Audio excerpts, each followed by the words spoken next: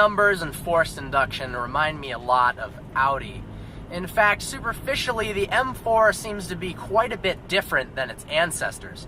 Now, as someone who is in love with the M3 lineage, I am praying that BMW didn't mess this one up. From screaming inline sixes to high-revving V8s, the M3s have always had one thing in common. Well, other than their name, the fact that their engines are naturally aspirated. Now, before we delve under the hood into the specs, let's talk about the nomenclature, because things have changed quite a bit. Controversially, BMW has changed its lineup entirely. You've now got an array of odd and even numbers and four-door coupes. It used to be simple. With the E90 series M3, you had the M3 sedan, which of course meant it had 4 doors, and the M3 coupe, which had 2. Not the case anymore. The M3 coupe is no longer, it's been replaced with the M4. So this is the M4, and it's twin turbocharged. That's right, naturally aspirated power has been replaced with turbos. We've got a 3-liter twin-turbo inline-six that produces, now stock, this car is not stock, and we'll talk about that later, 425 horsepower and 406 pound-feet of torque. Now, thanks to these turbos, that full torque is available at a low 1,850 RPMs. That means this thing has a lot of low-end grunt. The problem with the stock M4 is the sound. In efforts to please government regulations and the mass market, as well as have interior cabin noise reduced, the exhaust on the M4 is simply too quiet. Now, to remedy that, BMW is piping engine noises through the car's speaker system in a program called Active Sound. Thankfully, the engine noise is real, it's not artificial, but in stock form, it leaves something to be desired. It doesn't feel like it has that soul that the old M cars had. Now, this, anything but. We've got Dinan cans and a Remus straight pipe mid-pipe with active exhaust. So you can put it in loud mode, quiet mode, however you're feeling, and it sounds absolutely mean.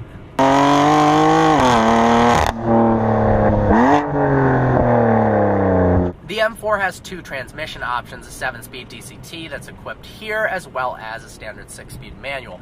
Now, my choice would be the 6-speed manual. You also save $2,900. You can spend that on tires, because when the boost kicks in on this car, it likes to light up the rears.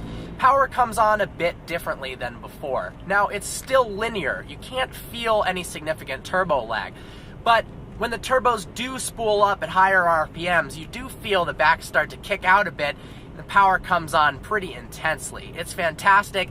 They did a very, very good job of making the car seem almost naturally aspirated. The DCT is a good system. Downshifts are quick, upshifts are crisp. It's about as responsive as it can get. But I do feel like, because it's offered, and soon cars like this will no longer be available with a manual, standard 6-speed would be the way to go.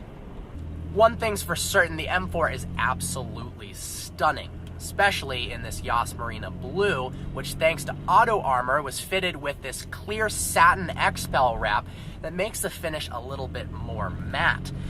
Looks absolutely incredible in person, coupled with some of the most brilliant upgrades I've ever seen on an M4. Now, TAG Motorsports built this car. It's got a set of HREs that cost nearly $10,000, and equipped with Michelin Pilot Super Sports, you're going north of that. Now, on the interior, it's stunning as well. They've done a fantastic job going above and beyond the previous generation E90 series M3 to making this both a luxury car and a sports car at the same time. Something that can be daily driven and then taken to the track at the Nürburgring and tearing up the back roads. The leather is absolutely sumptuous. It feels great, but what I love most about the interior in this car is the seats. They are fantastic. Some of the best seats I've been in a long time. They hug you very, very well throughout the turns. Got adjustable side bolsters. Depending upon your weight, you can adjust that easily on the side here. But absolutely nailed it with the seating position. The car is quick with every Dinan upgrade under the sun, apart from the suspension. This car is pushing over 530 at the crank. 0 to 60 on a stock one is under 4 seconds. This is going to be a little quicker than that. first time I drove a stock M4, I was a bit underwhelmed. Now, possible it was due to the fact that the car was in the break-in period, but this, it's out of the break-in period. It's got some aftermarket upgrades. The power is fantastic. I am so thankful that BMW didn't F up. The steering is still that sublime BMW M feel. It's properly quick. The interior is leaps and bounds above any other generation. Exterior styling is on point. It's just a hell of a fun car to drive. I hope you enjoyed this review as much as I did filming it. Please follow the owner of this vehicle on Instagram. It's at YasMadness. Some epic photos of this car there. But like always, please browse our channel and subscribe. Like us on Facebook, follow us on Instagram. I look forward to seeing you next video.